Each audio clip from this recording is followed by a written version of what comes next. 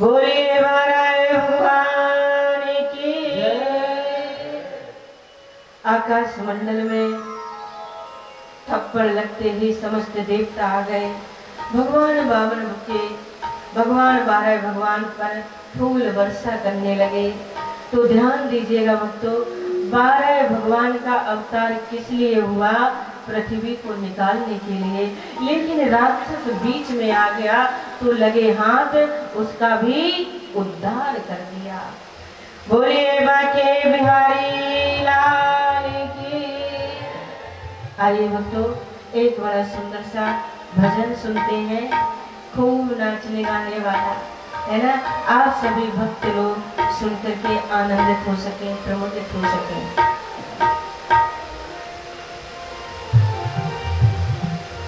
वो तेरे मोटे मोटे, हाँ तेरे मोटे मोटे नैन कजरारे में जाऊं तो पे बलहारी। तेरे मोटे मोटे नैन कजरारे में जाऊं तो पे बलहारी। तेरे मोटे मोटे नैन कजरारे में जाऊं तो पे बलहारी।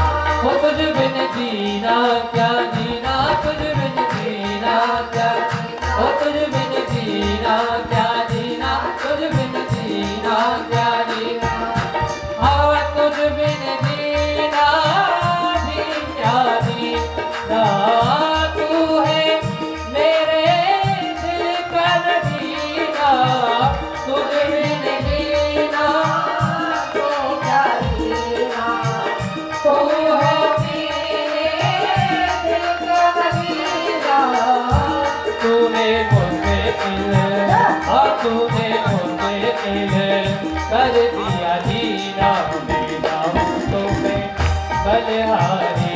तूने मुझसे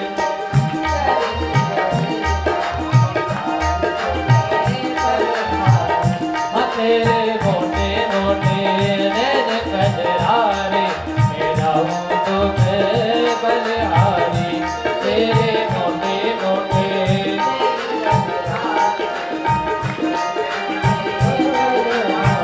ओ तेरे मोटे मोटे नैन कजरारे में जाऊं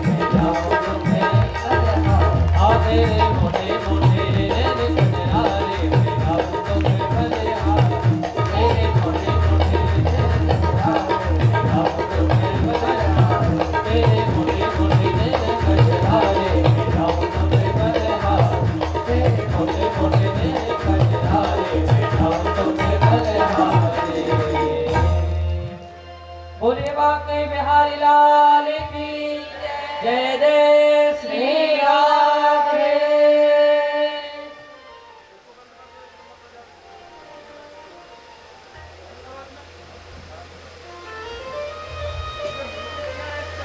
बोलिए बांके बिहारी लाल की जय। जय श्री राधे।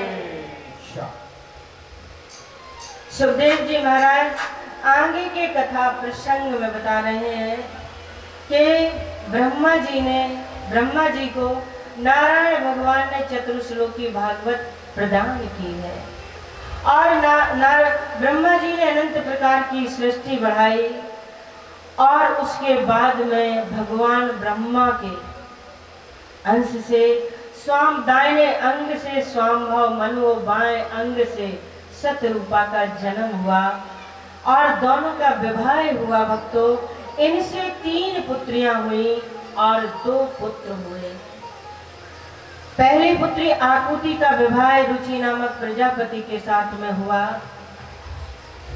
देवहूति का विवाह करदम जी के साथ में हुआ, जहां उनके 9 कन्याएं हुई और 10वीं संतान के रूप में भगवान कपिल जी पधारे। कपिल भगवान ने विवाह नहीं किया था तो देवहूति का वंश नहीं चला और कपिल भगवान ने अपनी मां देवहूति को सांख्य दर्शन का उपदेश भी किया।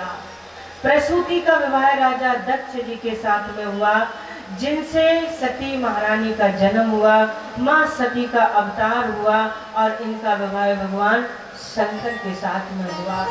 अधर्म के धर्म की व्याख्या की गई। मैत्रेय मुनि विदुर जी को बता रहे हैं और सुखदेव स्वामी परीक्षित जी को बता रहे हैं और सूत जी शौनकादिक ऋषियों को बता रहे हैं। इनके 2 बेटा भी हुए हैं, एक का नाम है उत्तानपाद और एक का नाम है प्रियव्रत। प्रिय माने अच्छा, व्रत माने प्रतिज्ञा, यानी अपने जीवन में जो सुंदर अच्छी प्रतिज्ञा करे उसका नाम प्रियव्रत है। उत्तानपाद समाज में जिसकी मान है, प्रतिष्ठा है, सम्मान है, उसको उत्तानपाद कहते हैं।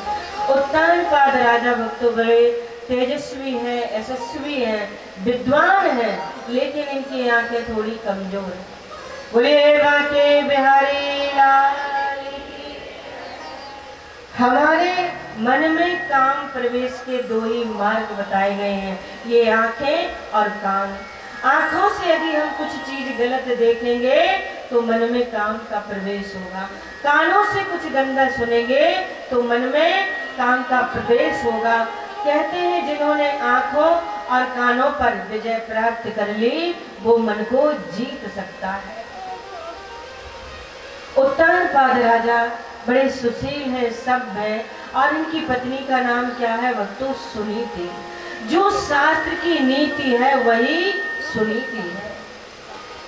एक बार राजा सुदूर प्रांत में गए, किसी राजकुमारी को देखा, मन आकर्षित हो गया, गांधर्व विधि से विवाह किया और उनको घर पर लेकर आए। इनका नाम है भक्तों सुरुचि। स्वयं रुचि सो सुरुचि। ध्यान दीजिएगा भक्तों, उत्तानपाद किसको कहते हैं? उत्तानपाद जीव को कहते हैं। मैं उत्तानपाद हूँ और आप उत्तानपाद हैं और हम दोनों की पत्नियां हैं, एक सुनीति है और एक सुरुचि है। सुनीत पर यानी शास्त्र की नीति पर चलेंगे तो क्या होगा? ध्रुव पैदा होगा और अपनी रुचियों के अनुसार चलोगे तो उत्तम पैदा होगा। जैसे ही घर में घुसे, सांप कह दिया सुरुचि ने, अगर इनको अपने साथ में रखोगे तो हम तो नहीं रहेंगे। छोटी रानी के प्रति आकर्षण होने की वजह से राजा ने बड़ी रानी का त्याग कर दिया, सुनीति का त्याग कर दिया। अब वो सुंदर सी जगह में, सुंदर से स्थान पर एक पर्णकुटी बना करके रहते हैं। इनके जो बेटा हुआ है भक्तों, उसका नाम ध्रुव है। लेकिन ध्रुव थोड़े बड़े हुए तो माने संकल्प कर लिया कि जहां भी संतों का सत्संग मिलेगा सुनने को, ध्रुव को जरूर लेकर के जाया करो। ध्यान दीजिए भक्तों, प्रथम गुरु अगर कोई बच्चे की है तो माँ है। माँ चाहे तो संत बना दे, विद्वान बना दे, वैज्ञानिक बना दे और माँ चाहे तो चोर डाकू जेब कतरा बना दे।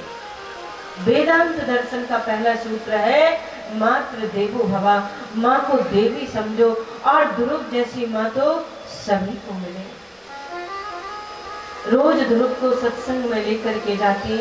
आज संतों ने देखा और कहा बेटा तुम्हारे साथ तुम्हारे राजघराने में जो अपमान हुआ है इससे हमारे मन को बड़ा कष्ट है, इसलिए तुम वरदान मांगो, तुम्हें क्या चाहिए, तुम जो मांगोगी सो मिलेगा। सुनीति ने कहा माँ जो कुछ भी मिलता है वो अपने कर्मों के अनुसार मिलता है, मैं किसी को दोषी नहीं मानती और आप लोगों से ही तो मैंने सीखा है। बोले बेटा वरदान मांगो, क्या चाहिए? बोले वरदान देना ही है तो केवल एक वरदान दे दो कि राजा की जो छोटी पत्नी है सुरुचि, उनको कोई बेटा नहीं, उनके भी बेटा हो जाए। संतों के नेत्रों से आंसू की धार बह चली और कहने लगे जिस पत्नी की वजह से राजा ने तुम्हारा तिरस्कार कर दिया, निकाल दिया, उसके लिए तुम पुत्र की कामना करती हो। बोले ये सब तो मैंने तुम्ही से सीखा है। के गिरजा संत समागम समन लाभ कछुआ, बिन हरि कृपा ना मिले, सुगावत वेद पुराण। संतों का समागम, संतों का सत्संग बिना हरि कृपा के वस्तु प्राप्त नहीं होता है। और सुनीति कहती है मुझे तो ये अनायास ही प्राप्त हो गया है, इसे मैं श्राप कहूँ या वरदान। लेकिन संतों ने कहा कि तुमने कहा है कि उसके बेटा हो तो उसके जरूर बेटा होगा, लेकिन तेरा बेटा भी बड़ा यशस्वी मनस्वी होगा और मृतलोक में तो क्या ध्रुव लोक में भी उसका नाम होगा। ध्यान दीजिएगा भक्तों, ध्रुव तारा के रूप में आज भी ध्रुव विद्वान है। एक दिन ध्रुव जी महाराज ने अपनी माँ से कहा माँ आपने मुझे बताया नहीं कि हमारे पिता महाराज कहाँ रहते हैं। सुनीति ने कह दिया बेटा तू तो बहुत बड़े राजा का बेटा है। आज ध्रुव जी महाराज भक्तों अपने पिता से मिलने के लिए राजघराने में जा रहे हैं। जैसे ही महल में पहुंचे उत्तम को लेकर के, सुरुचि के जो बेटा हुआ था तो उसका नाम उत्तम था, उत्तम को लेकर के गोद में बैठे थे। ध्रुव जी दौड़ते दौड़ते गए और पिता की बाहों में जाना चाहते थे, लेकिन सुरुचि ने आके रोक दिया। बोले ना, इस गद्दी पर बैठने का तुम्हारा कोई अधिकार नहीं। ध्रुव ने कहा क्या ये हमारे पिता नहीं है? बोले पिता तो तुम्हारे हैं लेकिन मैं तुम्हारी माँ नहीं। तुमने अन्य स्त्री के गर्भ से जन्म लिया है, इसलिए तुम्हें गद्दी पर बैठने का अधिकार नहीं है। यदि तुम्हारी ज्यादा ही गद्दी पर बैठने की आकांक्षा है, इच्छा है, तो एक उपाय बताती हूँ। वन में जाइए और वन में जाकर के तपस्या कीजिए। तपस्या से जब भगवान प्रसन्न हो जाए और कहे वरदान मांगो, तो कह देना प्रभु एक ही वरदान दे दो कि मैं माँ सुरुचि की कोख में चला जाऊं।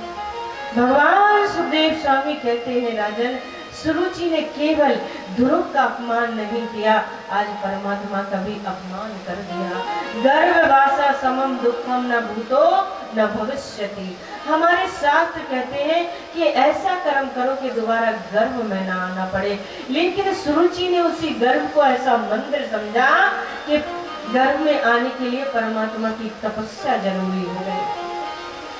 तो जिसके द्वारा जो चीज प्राप्त की जाए उसका महत्व ज्यादा हुआ। भगवान हुए साधन और गर्भ हुआ साध। कहते हैं सोते हुए नाग में जैसे कोई लाठी का प्रहार कर दे तो वो नाग कभी बर्दाश्त नहीं करता, ऐसे ही निश्वास लेते हुए ध्रुव जी घर में आए। सुनीति को पता चल गया कि इसका बड़ा अपमान हुआ है राजघराने में। आकर के माँ की गोद में लिपट गए और तिरछी नजर से माँ को देखा। माँ, यदि मैं आपका बेटा हुआ तो सुरुचि के एक एक शब्द का बदला लेकर के मानूंगा। ऐसे कौन से गुण है सुरुचि में जिसकी वजह से तुम्हारा त्याग कर दिया गया है? तुम्हें निकाल दिया गया है। माँ मैं आपका बेटा हूँ तो बदला जरूर लूंगा। लेकिन भक्तों ये तो सुनीति है, एकदम मुंह बंद कर दिया। बोले ना बेटा, किसी के अमंगल की कामना नहीं करते। जो कुछ भी हमें प्राप्त होता है अपने गुणों से प्राप्त होता है, अपने गुणों से प्राप्त होता है। पहली बात तो तुम मनुष्य बने, और दूसरी बात तुमने हमारी कोख से जन्म लिया। यदि सुरुचि की कोख से जन्मा होता तो आज गद्दी पर बैठा होता। तेरा चरित्र तो देवताओं जैसा है। तुझे भगवान से मिलने की प्रेरणा दी है, और जो परमात्मा से मिलने की प्रेरणा दे वो शत्रु कभी नहीं हो सकता।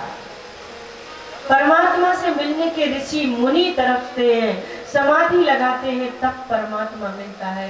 ध्रुव ने कहा माँ वो भगवान है कहाँ? माँ ने कह दिया वो तो सर्वत्र है। केवल भक्तों परमात्मा से मिलने के लिए अनन्यता का होना बहुत जरूरी है। आज ध्रुव जी महाराज वन में सीधे वन की ओर प्रस्थान कर रहे हैं भगवान से मिलने के लिए। लेकिन गुरु बिन भवन तरह न कोई, जो विरंच शंकर सम होई। बिना गुरु के जीवन में भवसागर से व्यक्ति पार नहीं हो सकता है। आप चाहे जितने यज्ञ करें, अनुष्ठान करें, पूजा करें, पाठ करें, अगर आपने गुरु दीक्षा नहीं ली है तो उसका फल पूरा का पूरा आपको नहीं मिल सकता है। आप ये मत समझना कि आप पूजा करते हैं गुरु दीक्षा लिए बिना तो आपको फल नहीं मिलेगा। मिलेगा जरूर भक्तों, लेकिन पूर्ण फल नहीं मिलेगा। इसलिए जीवन में गुरु दीक्षा समय से जरूर ले लेनी चाहिए। दीक्षित होकर के आप कोई भी काम निर्विघ्न रूप से करिए तो वो सभी लगते चले जाते, चाहे छोटी से छोटी पूजा क्यों ना हो। इधर ध्रुव जी महाराज ने अपने मन में सोचा कि हमारा तो कोई गुरु है नहीं, हमें मार्ग बताए कौन। इतना उनके मन में संकल्प जगा ही था भक्तों कि सामने से संत नारद आ रहे थे। संत नारद ने ध्रुव जी को देखा, नारद के मन में भाव जग गया, इतना प्यारा शिष्य, इतना सुंदर शिष्य यदि मुझे मिल जाए तो मैं भी धन्य हो जाऊंगा। ध्यान दीजिएगा भक्तों, जिसको भी नारद मिले हैं उसको परमात्मा जरूर मिला है। एक भी उदाहरण ऐसा नहीं बता सकते कि जिसको नारद मिले हो उसको भगवान न मिले हो, ऐसा हुआ ही नहीं। नारद जी ने देखा, चलो देखते हैं, परीक्षा लेते हैं, अगर ये परीक्षा में पास हो गया तब तो मैं इसको अपना शिष्य जरूर बनाऊंगा। जैसे ही नारद जी सामने पहुंचे, नारद को देखते ही ध्रुव जी महाराज उनके चरणों में साष्टांग लेते गए। नारद जी के मन में विश्वास हो गया कि पहली सीढ़ी तो मजबूत है, अरे संत को देख करके प्रणाम करता है। नारद जी महाराज ने कहा, अरे किसके बेटा हो, कहाँ जा रहे हो? बोले भगवान को प्रकट करने जा रहे। बोले कहाँ? बोले वन में। नारद जी बोले वन में तो गब्बर शेर रहते हैं, तुम्हारा नाश्ता कर जाएंगे, तुम्हें पता भी नहीं चलेगा। ध्रुव जी ने कहा, मेरी माँ कहती है कि शेर में भी परमात्मा है। नारद जी ने कहा, दूसरी सीढ़ी भी मजबूत है। नारद ने कहा, अच्छा ये बताओ जब भूख लगेगी वन में तो खाओगे क्या? अच्छा ये बताओ कितनी बार भोजन करते हो? बोले कभी 2 बार, कभी 3 बार। बोले वो क्या है ना कि जब मेरी माँ मुझे गोद में लेकर के भोजन कराती है तो भोजन करता हूँ। बोले यही तो हम कह रहे कि जंगल में तुम्हारी माँ थोड़ी ना बैठी है जो तुम्हें गोद में लेकर के भोजन कराएगी, भूख लगेगी तब। नारद जी महाराज ने कहा, ध्रुव जी महाराज ने मुस्कुरा करके कहा कि मेरी माँ कहती है जब दांत नहीं तब दूध दियो, अब दांत दिए तो कछु और भी दियो। बालक का जन्म बाद में होता है लेकिन माँ के स्तनों में दूध पहले आ जाता है। जब दांत नहीं थे तो दूध की व्यवस्था की है, अब दांत है तो भोजन की भी व्यवस्था करेंगे। लेकिन ध्रुव जी बोले तुम कैसे नारद? मुझे तो आप नारद के रूप में बहरूपिया लगते हो। नारद जी बोले कैसे? बोले मेरी माँ कहती थी कि नारद जिसको मिलते हैं उसको भगवान से जरूर मिलाते हैं, और आप कैसे नारद हैं, मुझे घर भेज रहे हैं। नारद ने दौड़ करके ध्रुव को हृदय से लगा लिया। बोले बेटा तू हमारी सारी परीक्षाओं में पास हो गया है और तू वन में जा तो रहा है, लेकिन तूने गुरु बनाया। बोले आपसे श्रेष्ठ तो गुरु हो ही नहीं सकता, आपके चरणों का आश्रय मिले। नारद जी महाराज ने गुरु मंत्र दिया। बोले बेटा प्राणायाम के माध्यम से श्वास पर काबू पाना, रसना को जीतना, इंद्रियों को जीतना, सारी सुविधाओं को बताया। और ध्रुव जी महाराज बोलिए बाके बिहारी लाल की जय। कौन सा मंत्र दे दिया? ओम नमो भगवते वासुदेवाय। ओम नमो भगवते वासुदेवाय। ओम नमो भगवते वासुदेवाय।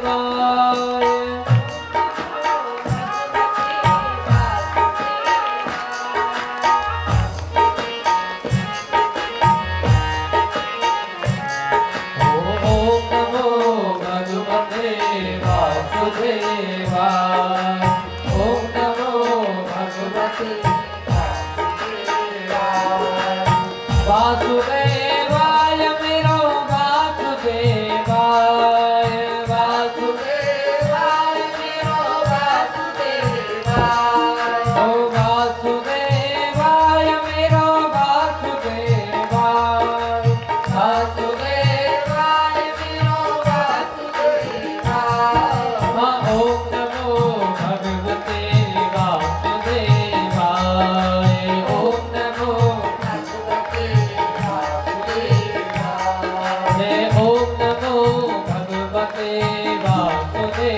वासुदेवाय।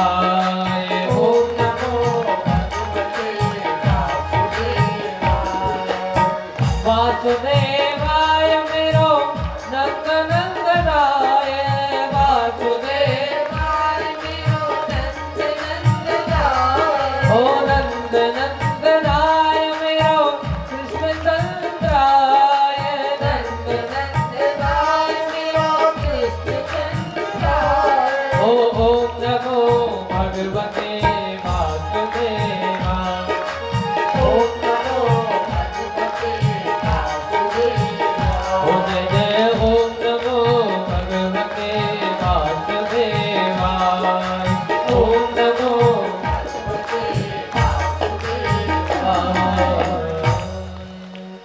बोले बाके बिहारी लाल की जय। ध्यान दीजिए भक्तों, नारद जी महाराज ने मंत्र दिया और ध्रुव जी महाराज ने उस मंत्र का जाप किया। जब भजन का 5वां महीना चलने लगा, एक पैर से ध्रुव जी महाराज खड़े हैं, श्वास वायु पर भी काबू पा लिया। धीरे धीरे श्वास वायु को ब्रह्मरंध्र में चढ़ाया और श्वास पर काबू पा लिया। जित श्वासो निर्पात मजा। जैसे ही ध्रुव जी महाराज ने श्वास वायु पर काबू किया, श्वास वायु को पिया, कहते हैं संसार के लोगों की ऑक्सीजन खत्म हो गई। सारे देवता मारे मारे डोल रहे, हे भगवान सांस नहीं लिया जाता। दौड़े दौड़े ब्रह्मा जी के पास में गए। बोले ब्रह्मा जी बोले यही हालत हमारी हो रही है, हमसे भी श्वास नहीं लिया जा रहा है। ब्रह्मा जी को लेकर के समस्त देवता नारायण के पास में आए। बोले भगवान हमारा प्राण अवरुद्ध हो रहा है, हमारी समझ में नहीं आ रहा, मैं क्या करूं? भगवान ने कहा सुनो, एक हमारा नन्हा सा भक्त, प्यारा सा भक्त, उसने श्वास वायु को पिया है, मेरे ध्यान में निमग्न है, इस वजह से आप लोगों की ये हालत हो रही है। मैं अभी जाता हूँ और जाकर के ध्रुव जी का दर्शन करता हूँ। ध्यान दीजिए, भागवत में ये नहीं लिखा है कि दर्शन करने जा रहे ना, दर्शन देने के लिए जा रहे हैं। मधुवनम व्रत दिदीक्षया गता। मधुवन में ध्रुव जी महाराज एक पैर से खड़े हैं, दोनों हाथों को जोड़ करके, और हृदय में नारायण की चतुर्भुज रूपधारी नारायण की झांकी प्रकट है। नारायण हृदय में प्रकट है, इसलिए वहां पर सभी का ध्यान नहीं है। लेकिन भक्तों, थोड़ी ही देर में जो झांकी अंदर प्रकट है, वही झांकी जाकर के ध्रुव जी के सामने खड़ी हो गई। तो भगवान ने अंदर जो झांकी प्रकट थी, उस झांकी को अंतर ध्यान कर लिया। हड़बड़ा करके ध्रुव जी की आंखें खुली तो देखा कि सामने वही झांकी सामने खड़ी है। बोलिए नारायण भगवान की जय। भगवान सामने खड़े हैं, भक्तों मुस्कुरा रहे हैं। भगवान शुक्राचार्य कहते हैं, राजन एक बार इस दृश्य को हृदय में उतारो।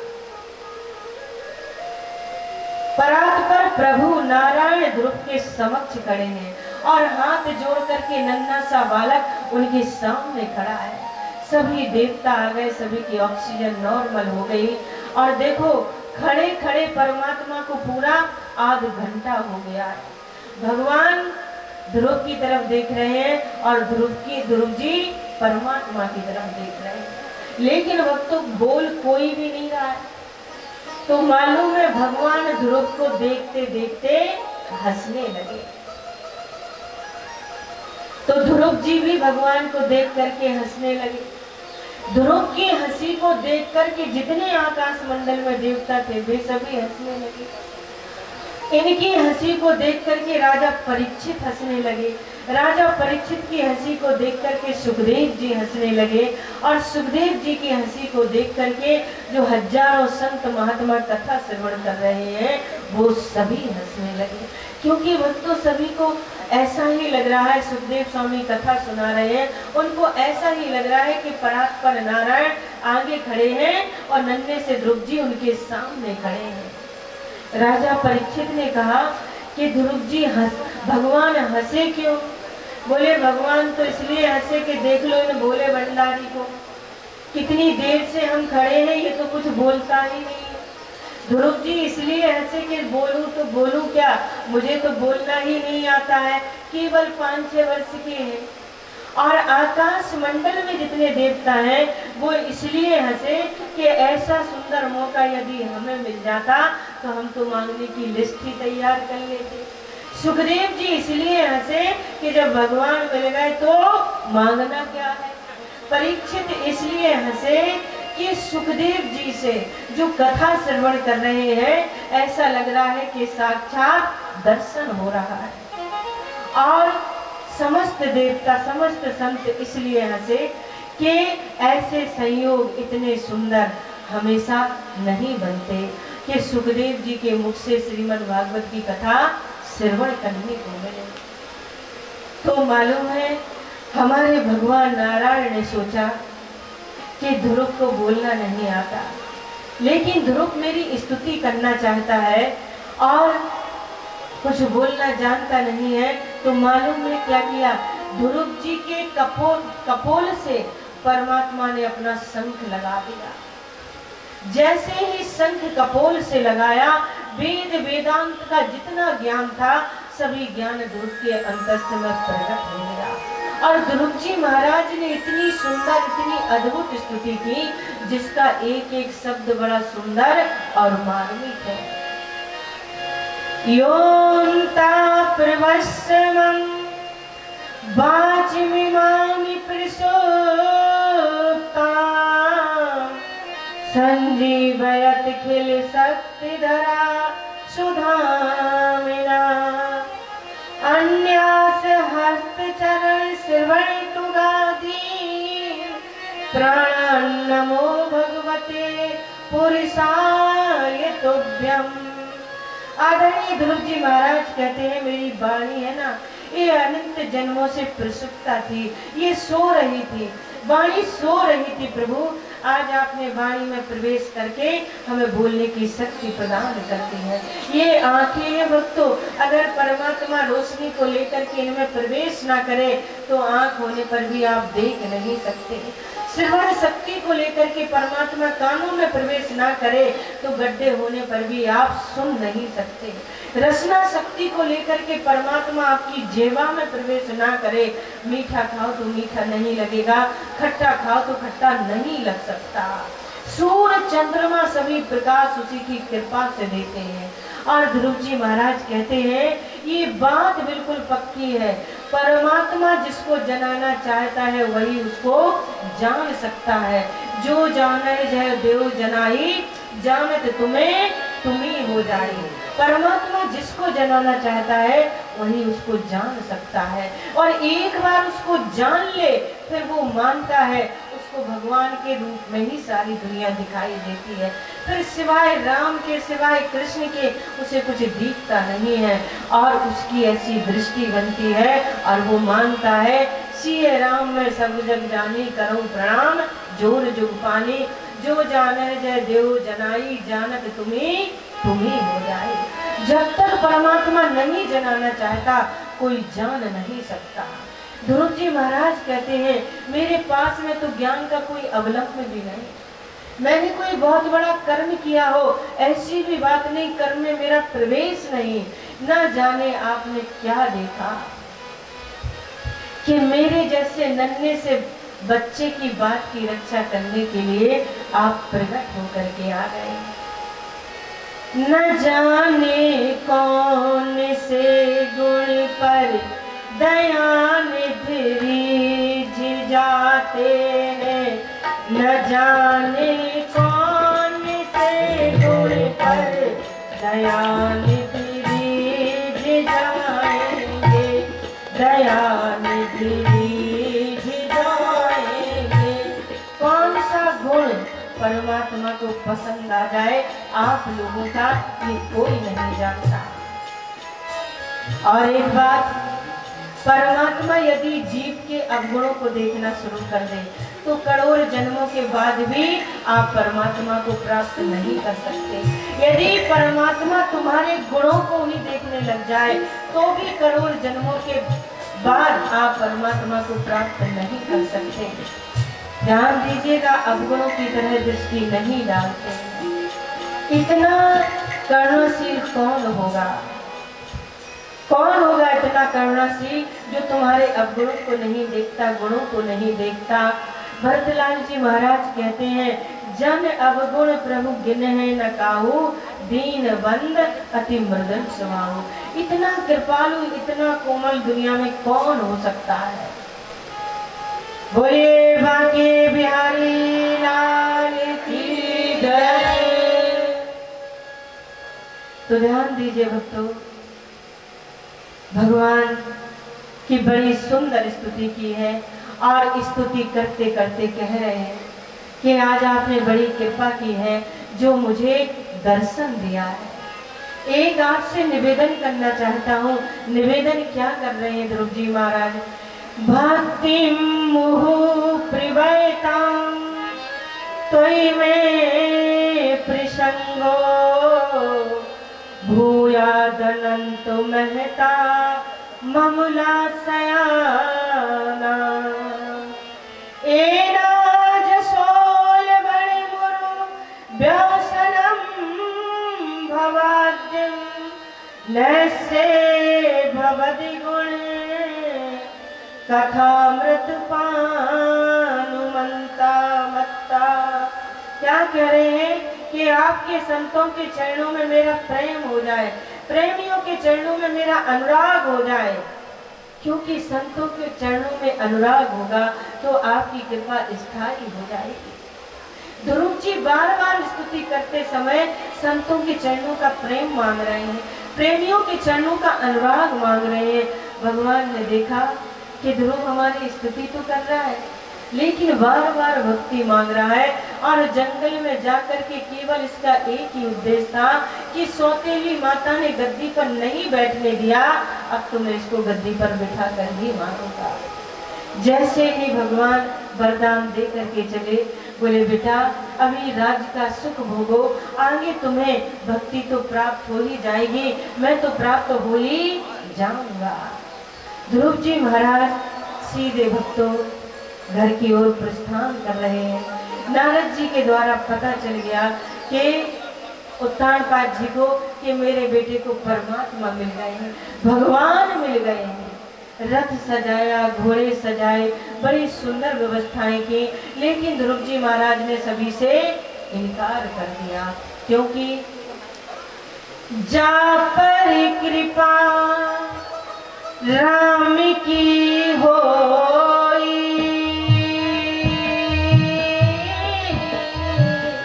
ता पर कृपा करहि सब कोई। राम सिया राम जय जय राम। ओ राम सिया राम जय जय राम। जिस पर गोविंद की कृपा बरस जाए, कृपा की दृष्टि हो जाए, तो समझ लेना कि सारी दुनिया आपकी है। तृणादपि सुनी चैन तरो रिव सहर्षणा, अमानना मान देन कीर्तने सदा हरि। ये भक्ति का सिद्धांत है भक्तों, ध्यान दीजिएगा। जिसके अंदर भक्ति हो वो अपनी तुलना कर सकते हैं। तृणादपि सुनी चैन, क्या अपने आप को तिनके से भी ज्यादा छोटा मानना, वृक्ष से भी ज्यादा सहनशील मानना, दूसरों को सदैव सम्मान देना और अपने सम्मान की कभी आकांक्षा न करना। कहते हैं ये सिद्धांत जिसके जीवन में है उसकी भक्ति श्रेष्ठ हो गई, वही भक्त श्रेष्ठ हो गया। आदरणीय ध्रुव जी महाराज जैसे ही घर में आए, भक्तों सर्वप्रथम सौतेली माता के चरणों में प्रणाम किया। जैसे ही चरणों में प्रणाम किया, तुरंत उठाया, बोले अरे अरे ये बेटा क्या करता है, मैं इसके योग्य नहीं हूँ। सुरुचि ने रो करके कहा, लेकिन ध्रुव जी महाराज ने कहा, माँ यदि आप मुझे दुर्वचन ना कहती, कड़वी बात ना कहती, तो मुझे गोविंद कैसे मिलता।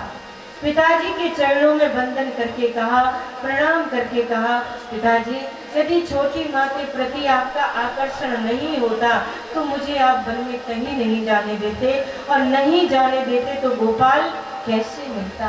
अपनी माँ के चरणों में गिर कर के प्रणाम किया। बोले माँ आपके सद्विचार, आपके ज्ञान की परिस्थिति यदि हमारे साथ नहीं होती तो मुझे गोविंद कैसे मिलता। ध्रुव के पिता ने देखा कि मेरा बेटा हर तरह से योग्य है, तुरंत राज्य गद्दी पर बिठा करके राज्य अभिषिक्त कर दिया, और भक्तों राज्य दे करके वो भी वन में प्रस्थान कर रहे हैं और सोच रहे हैं जो भगवान मेरे पुत्र को मिले हैं वो मुझे क्यों नहीं मिले, जो दूसरों को तारते हैं वो मुझे क्यों नहीं तारेंगे। इसी कामना को लेकर के ध्रुव के पिता वन में जा रहे हैं।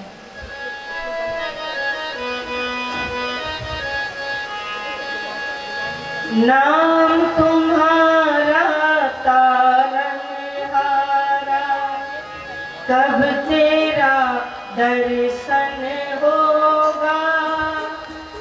जिसकी रचना इतनी सुंदर, वो कितना सुंदर होगा, वो कितना सुंदर होगा। नाम तुम्हारा तारनहारा,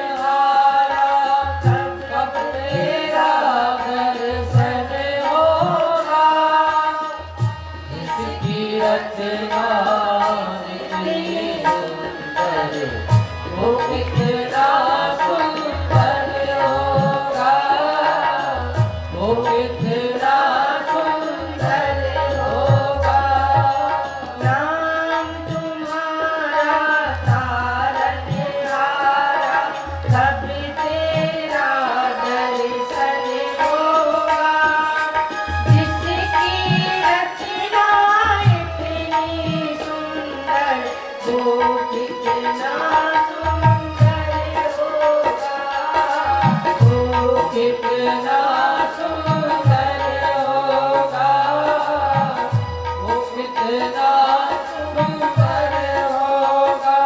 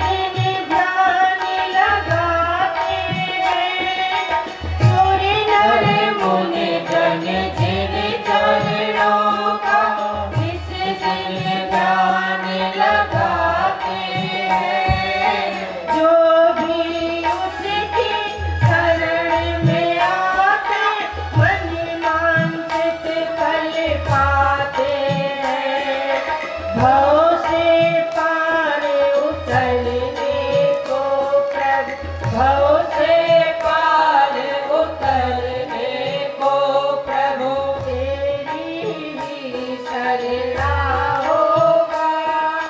जिसकी रचना इतनी सुंदर, वो कितना सुंदर होगा, वो कितना सुंदर होगा। नाम तुम्हारा तारनहारा, सब तेरा दर्शन होगा। जिसकी रचना इतनी सुंदर, वो कितना सुंदर होगा, वो कितना सुंदर होगा। दीन दयाल दया के सागर, जग में नाम तुम्हारा है। दीन दयाल दया के सागर, जग में नाम तुम्हारा है। दीन दयाल दया के सागर, जग में नाम तुम्हारा है। तुम बिन मेरे बाल कृष्ण प्रभु, कोई नहीं हमारा है। आत्मनिधि को पाने के, आत्मनिधि को पाने हेतु, गीतों का सरगम होगा। जिसकी रचना इतनी सुंदर, वो कितना सुंदर होगा, वो कितना सुंदर होगा। नाम तुम्हारा तारनहारा, सब तेरा दर्शन होगा। जिसकी रचना इतनी सुंदर, वो कितना सुंदर होगा, वो कितना सुंदर होगा। जग के दाता विश्व विधाता, रचना तेरी प्यारी है। जग के दाता विश्व विधाता, रचना तेरी प्यारी है। तेरी कृपा से सब कुछ पाता, तू जब का अधिकारी है।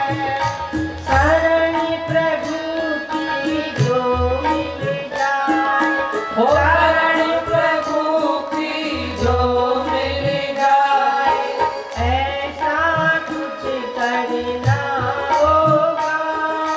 जिसकी रचना इतनी सुंदर, वो कितना सुंदर होगा, वो कितना सुंदर होगा। नाम तुम्हारा तारनहारा, सब तेरा दर्शन होगा। जिसकी रचना इतनी सुंदर, वो कितना सुंदर होगा, वो कितना